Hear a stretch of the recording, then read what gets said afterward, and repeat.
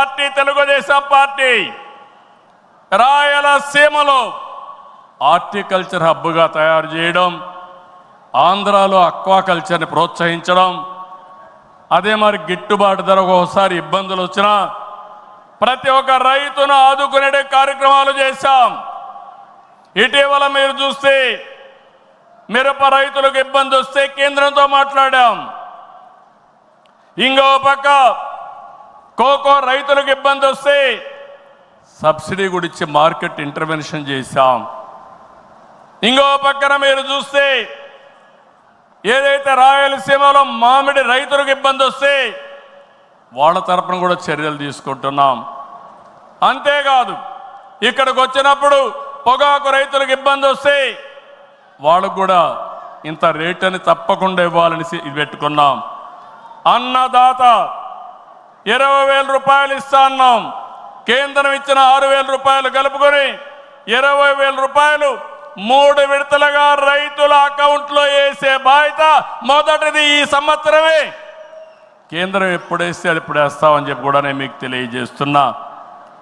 August 15న మా ఆడబిడ్డలకు శుభవార్త, ఉచిత ప్రయాణ సౌకర్యం కూడా ఏర్పాటు చేస్తున్నామని ఈ సందర్భంగా అనౌన్స్ చేస్తున్నాను.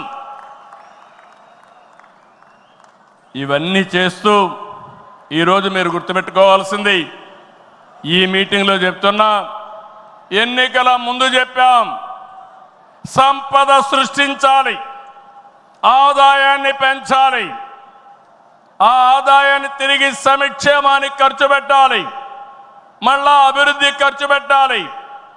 ఇది ఒక సైకిల్ కింద ప్రజల్ని శాశ్వతంగా ఎంపవర్మెంట్ చేసే కార్యక్రమానికి శ్రీకారం చుట్టాం. ప్రతి ఒక్క వ్యక్తికి రాష్ట్రంలో ఒక భద్రత ఇవ్వడం మన బాధ్యత. ఇంకో పక్క ప్రతి ఒక్క కుటుంబాన్ని ఎంపవర్ చేయడం కూడా మన కర్తవ్యం అని చెప్పి కూడా నేను మీకు తెలియజేస్తున్నా. దీనికి టెక్నాలజీ ఉపయోగిస్తాం.